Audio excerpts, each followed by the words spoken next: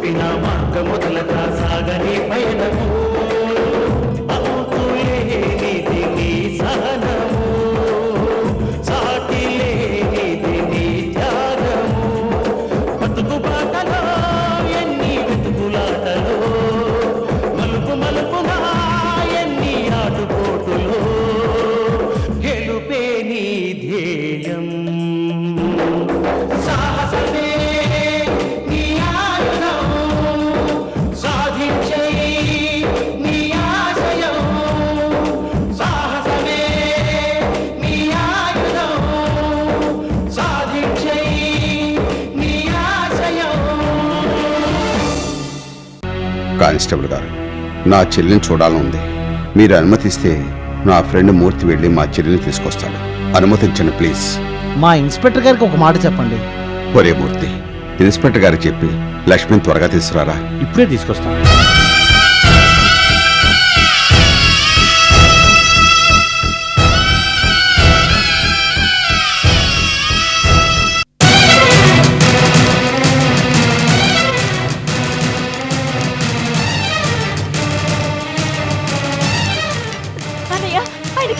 బాగానే ఉన్నారమ్మా.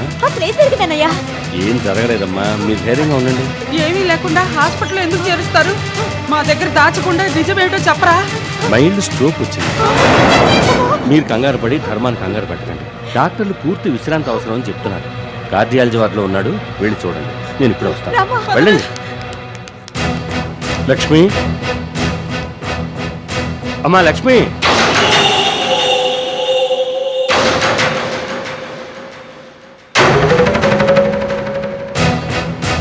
అమ్మా లక్ష్మి. మహానుభావ, ఎవరి జోలికి వెళ్లకుండా మా మానాన మేము హాయిగా బతుకుతున్నాం. తమరి దివ్యమైన దృష్టి మా మీద పడిందా? తమరి చూపు లక్ష్మీ నిలయం మీద పడింది అంతే. ఉమ్మడి కుటుంబం కాస్త మొక్కలు చెక్కలైపోయింది, తల ఒక దారి అయిపోయారు. ఎక్కడి దాకానో ఎందుకు మహాశయ? తమరి సొంత అల్లుడే పాపరైపోయి పరారైపోయాడు. తమరి పాద మహిమ అలాంటిది. పొరపాటున దారి తప్పి మా ఇంటికి వచ్చినట్టున్నారు, వేరే ఇల్లు చూసుకోండి. వెళ్ళవాయా. బలరాం, నువ్వు కాస్త ఆగు, నీతో నాకేం పని. అమ్మా లక్ష్మి, నేను ధర్మాన్ని చూడటానికి సెంట్రల్ జైలుకి వెళ్ళాను. జైల్లో ఉన్నవాడిని చూడటానికి జైలుకే వెళ్ళాలి, సింగపూర్కి కాదు. విషయం ఏమిటో చెప్పు. అమ్మా లక్ష్మి, అక్కడికి వెళ్తే మైల్డ్ స్ట్రోక్ వచ్చినందువల్ల హాస్పిటల్లో చేర్పించారని తెలిసింది.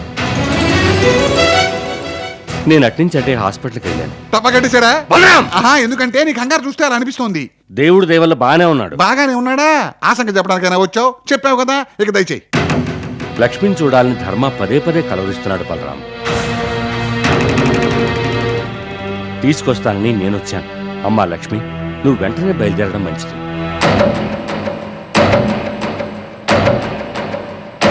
ఏమిటమ్మా ఆలోచిస్తున్నావు?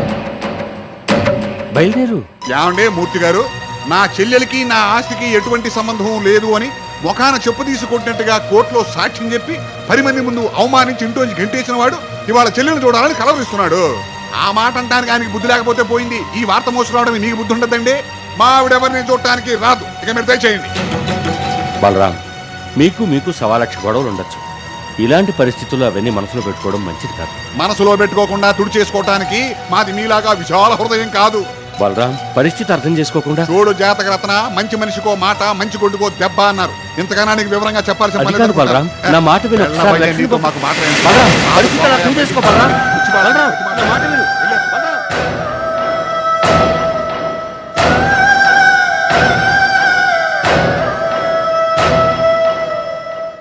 ఏమండి, జరిగేది ఎలాగో జరుగుతుంది, మీరు మాత్రం ధైర్యంగా ఉండండి. అల్లుడు, పుట్టిన దగ్గర నుంచి ఇప్పటిదాకా ఎన్నో కష్ట నష్టాలు అనుభవించావు. అన్నిటికీ తట్టుకోగల గుండె నిబ్బరం నీకుంది. నువ్వేదో మనసులో పెట్టుకున్నట్టున్నావు, అందుకే ఈ అనారోగ్యం. ఇంకెద్దా, ఓ ఏడాది కళ్ళు మూసుకుంటే జైలు నుంచి విడుదలవచ్చా? మూర్తి, లక్ష్మిని తీసుకొచ్చావా? లక్ష్మి ఎదురా? రాలేదురా. ఏ, ఎందుకు రాలేదు? నా మాటగా చెప్పావా? చెప్పాను, కానీ రాలేదు. ఎలా వస్తుంది అల్లుడు? లక్ష్మి పాత లక్ష్మి అయితే నీ పరిస్థితి తెలిసి పరిగెత్తుకొచ్చేది. ఇప్పుడు పూర్తిగా మారిపోయింది.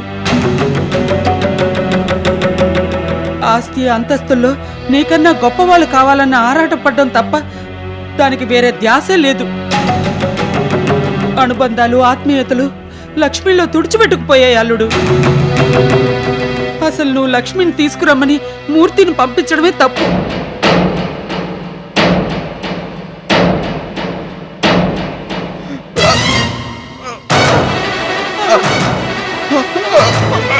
ఏమండి? అల్లుడు ఏమండి? ఏమండి? ఏమండి? ఏమండి? తొందరగా డాక్టర్ తీసుకురా. త్వరగా. ఏమండి? ఏమండి? లక్ష్మి! ఏమండి? ఏమండి? లక్ష్మిని చూడాలని ధర్మ పదే పదే కలవరిస్తున్నాడు. నువ్వు వెంటనే బయలుదేరడం మంచిదమ్మా. ఎన్నాళ్ళకి కనిపించావే బానా నువ్వు వస్తానంటే నే వద్దంటానా ఎన్నాళ్ళు దాక్కుంటావే పైన నువ్వు వస్తానంటే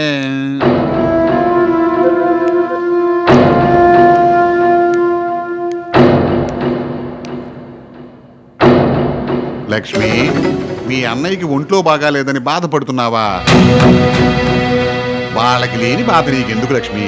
ధర్మారావు బావా నిన్న అక్కడికి రమ్మనున్నాడు. ఇదంతా శాంతి ఆడుతున్న నాటకం. అవును లక్ష్మి, నిన్న అక్కడికి రప్పించి తను చెప్పదలుచుకున్నది మీ అన్నయ్య ద్వారా నీకు చెప్పించాలని శాంతి ప్లాన్ చేసి ఉంటుంది. ఎందుకంటే నువ్వా ఇప్పుడు వాళ్ళ మాట వినటం లేదు, వాళ్ళ పప్పు నీ దగ్గర ఉడకటం లేదు. అందుకే శాంతి ధర్మారావుని సీన్లోకి తీసుకొచ్చి ఉంటుంది. మీ అన్నయ్య హాస్పిటల్ బెడ్ మీద పడుకుని గుండె చేత్తో పట్టుకుని దీనంగా నీ వంక చూసేసరికి నువ్వు కరిగిపోతావు. బోరున విలపిస్తూ కడివిరి కన్నీరు కార్చి మా అన్నయ్య మాట వేదంలా భావిస్తాను అని మాటిస్తావు. దాంతో ఆ శాంతి పడగ విప్పి విజృంభిస్తుంది. ఇవన్నీ దృష్టిలో పెట్టుకునే నేను అక్కడికి వెళ్ళొద్దు అని చెప్పాను. అందుకని నువ్వు మీ అన్నయ్య గురించిన ఆలోచన మానేసి హాయిగా ప్రశాంతంగా కూర్చుని విశ్రాంతి తీసుకో. నేను అలా బ్రాంతి షాప్ దాకా వెళ్ళొస్తాను.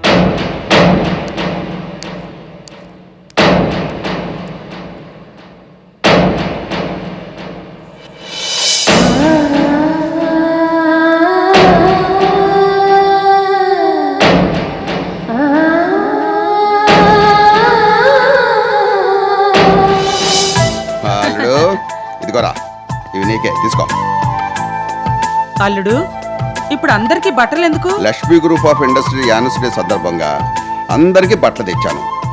సాయంత్రం ఫంక్షన్కి అందరూ ఇవే వేసుకొని రావాలి. మామయ్య, మగవాళ్ళందరికీ పంచలు తీసుకొచ్చారేమిటి? నేను కట్టుకుంటాను, కానీ బావులు కట్టుకుంటారా? కట్టాలి రా అల్లుడు, ఇవాళ్ళందరూ పంచిలే కట్టి తీరాలి. మావయ్య, ఈ చీరతో పాటు ఓ 10 సవర్లు బంగారం కూడా ఇస్తే బాగుండేది. బంగారు లాంటి బిడ్డను కదమ్మా, 10 సవర్లేంటి, 25 సవర్ల బంగారం పెడతాను. అవునల్లుడు, మా అందరికీ బట్టలు తెచ్చావు, మరి లక్ష్మికి ఏమి తేలేదేమిటి?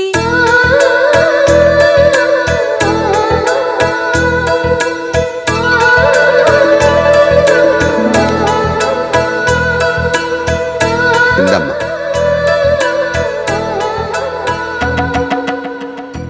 అల్లుడు, మా అందరికీ ఒకే రకం చీరలు తెచ్చి మీ చెల్లెలికి మాత్రం ప్రత్యేకంగా తెచ్చావేమిటి? నా దృష్టిలో మీరంతా ఒకటి, నా చెల్లెలు ఒకటి. భలే వాడివయ్యా.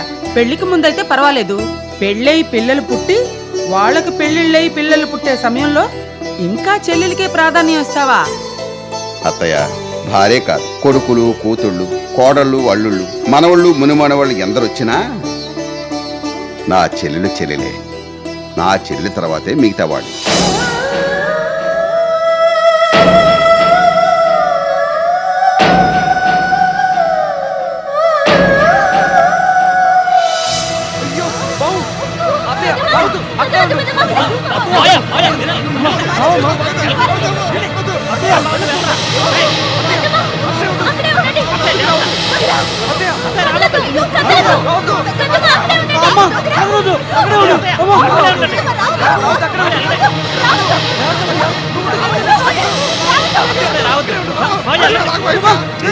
ఏంటి బాబా, ఏమైంది?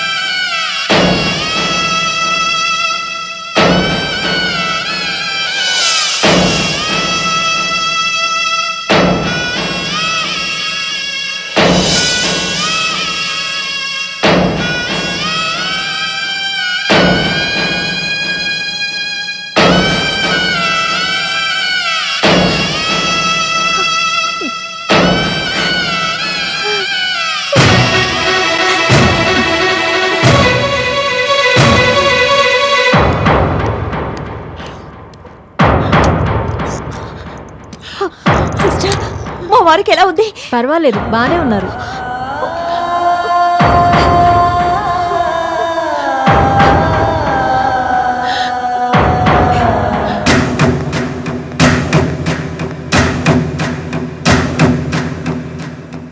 శాంతి, అటు చూడు.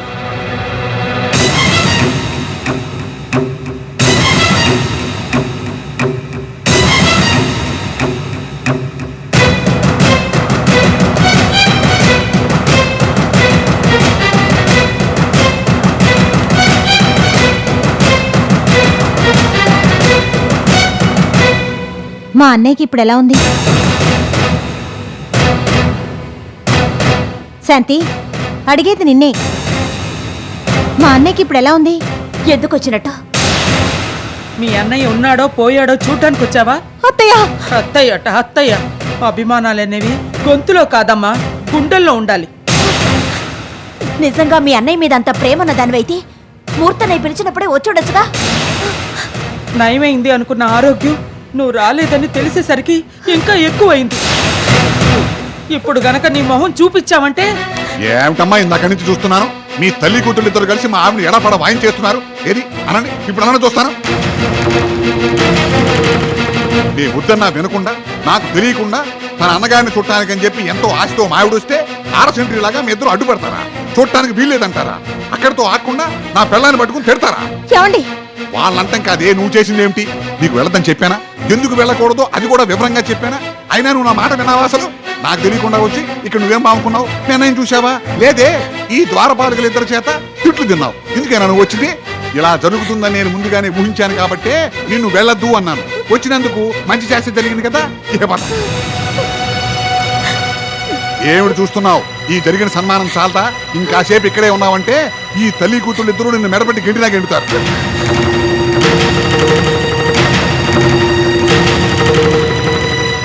కథలక్ష్మి,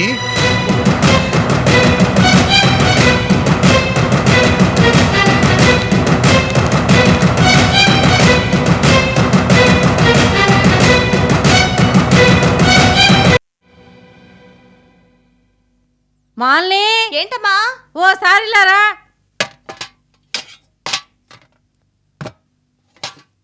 పని మీద నేను బయటికి వెళ్తున్నాను, రావటానికి 2 అవుతుంది. ఇదిగో ఇక్కడ టిఫిన్ పెట్టాను, ఇద్దరు తినండి, వచ్చి వంట చేస్తాను. అమ్మా, నువ్వెక్కడికి వెళ్తున్నావు? ఫిట్టింగులు పెట్టడానికి. బయటికి వెళ్తుంటే ఎక్కడికి వెళ్తున్నావు అని అడుగుతావేంటి? బుద్ధి లేదు, తప్పక. మెట్టింట్లో ఉండి నన్ను పోషించాల్సింది పోయి పుట్టింటికి వచ్చి నన్నే పోషించమంటుంది. బుద్ధి లేని గాడిద. పొద్దుటే పెట్టింది కడుపు నిండా. ఏం పెట్టడం ఏమో గానీ ఏదో ఒకటి తీసుకొచ్చి ఇక్కడ పెట్టింది, అంతవరకు సంతోషించు.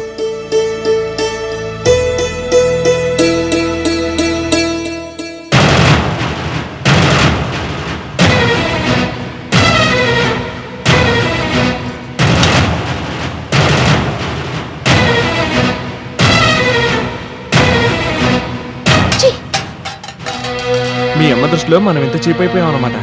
టిఫిన్ అని పాచిపోయిన అన్నం పెడుతుందా? అసలు ఆవిడ నా కన్న తల్లేనా? కాదు, సవత్తల్లిని. పెట్టింది తిని నోరు ముసుకుని కూర్చోండి.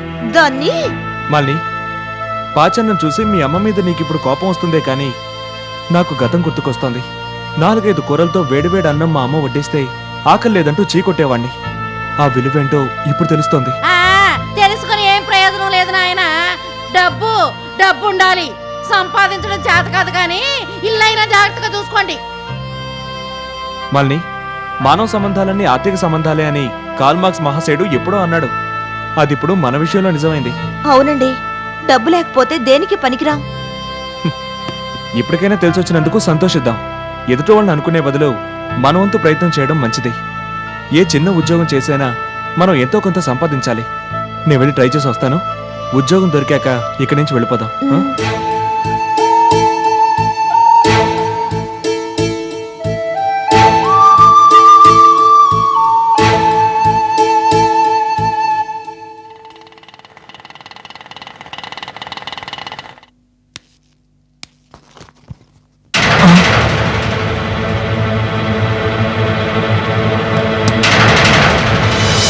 బాలాజీ, కొరియా అయస్కాంత పరుపులని చెప్పి డూప్లికేట్ పరుపుల్ని మా కంటగట్టి నన్ను మోసం చేస్తావా?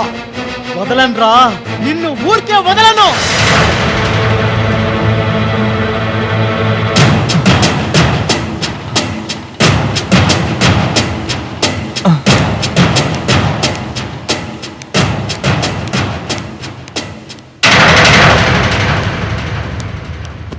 నమస్కారం శివరామకృష్ణ గారు. అరే జనార్దన్ నువ్వా? కూర్చో. ఏమిటయ్యా హఠాత్తుగా చెన్నై ఊడిపడ్డావు? ఏం లేదు సార్, మా చెల్లైకి ఈ ఊళ్ళో సంబంధం కుదిరింది. ఆ ఫ్యామిలీతో మీకు బాగా పరిచయం ఉందని తెలిసింది. ఆ అబ్బాయి గుణగణాలు, ఆ కుటుంబ వివరాలు తెలుసుకుందామని మీ దగ్గరకు వచ్చాను. ఎవరయ్యా వాళ్ళు? పాండి బజార్లో పంకజం ఫ్యాన్సీ స్టోర్స్ పెట్టుకున్నారే సూర్యప్రకాష్ గారు, వాళ్ళ అబ్బాయి రాజ్ కుమార్. ఓ వాళ్ళ చాలా మంచి కుటుంబం అయ్యా. వాళ్ళ అబ్బాయి కూడా చాలా మంచివాడు. కళ్ళు మూసుకుని ఈ సంబంధానికి ఒప్పేసుకో. కాకపోతే జాతకం మాత్రం 1కి 10 సార్లు చూపించు. జాతకాలు అవి ఏవీ పట్టించుకోకుండా నా పెద్ద కూతురికి పెళ్లి చేశాను. దాని జీవితం మోడుబారిపోయింది. నా కూతురు లాంటి జీవితం ఏ ఆడపిల్లకు రాకూడదు. బాధపడకండి సార్, మీ కూతురికి మంచి జరుగుతుంది. మంచి జరుగుతుందనే నమ్మకంతోనే రోజుకు 4 సార్లు గుడికెళ్ళొస్తున్నాను. అయినా ఆ దేవుడు ఇంతవరకు కరుణించలేదు. మంచి మనసున్న మిమ్మల్ని దేవుడు ఏదో ఒకనాడు కరుణిస్తాడు. మరి నేను వెళ్ళానా సార్? అదేంటయ్యా అప్పుడే వెళ్తావా? భోంచేసి వెళ్తూ గాని ఉండు. లేదు సార్, పినాకిని ట్రైన్కి టికెట్ బుక్ చేసుకున్నాను. విజయవాడ వెళ్ళి అమ్మవారిని దర్శించుకుని హైదరాబాద్ వెళ్తాను. ఆ ట్రైన్ టైం అవుతుంది, నేను బయలుదేరినా? అవును, స్టేషన్కి ఎలా వెళ్తావు? ఆటోలో వెళ్తాను సార్. భలేవాడివే. ఆటోలోనా? ఉండు, నా కార్లో డ్రాప్ చేయిస్తాను. బాలాజీ, బాలాజీ, బాలాజీ. బాలాజీ? అవునయ్యా, మా డ్రైవర్ పేరు బాలాజీ. ఆ బాలాజీ అనే పేరు వింటేనే కడుపు తరుక్కుపోతాం సార్. హైదరాబాద్ లో కొరియా పరుపుల బిజినెస్ చేసి ఎంతో మందిని మోసం చేశాం. ఆ మోసపోయిన వాళ్ళలో నేను ఒక్కని. ఆ బాలాజీ గారు కనిపిస్తే ఊరుకోండి.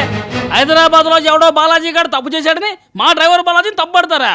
మా బాలాజీ బంగారం అండి, బంగారం. అయ్యారు, నేను చెప్పింది కరెక్టే కదా? అవునయ్యా, మా డ్రైవర్ చాలా మంచివాడు. కాఫీ తీసుకో. బాలాజీ, బాలాజీ, బాలాజీ, బాలాజీ, మా నాన్న పిలుస్తుంటే నువ్వు ఇక్కడే ఉన్నావేంటి? బాలాజీ, అది బాలాజీ. డాడీ, బాలాజీ ఇక్కడే.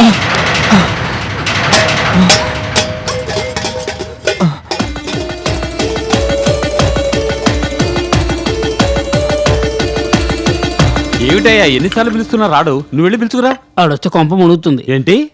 అదే సార్, ఆడు ఇంట్లో లేడు అని చెప్పాను సార్. ఇందాక చిన్నమ్మ గారు తలరుద్దుకోవాలి స్వీకారం లేదు అంటే తేడా సైకిల్ వేసుకుని బయట పోయాడండి. ఓహ్, సరే సార్, నేను ఆటోలో బయలుదేరండి బయలుదేరాను సార్. రండి రండి. నమస్తే సార్. బయలుదేరండి సార్, రండి.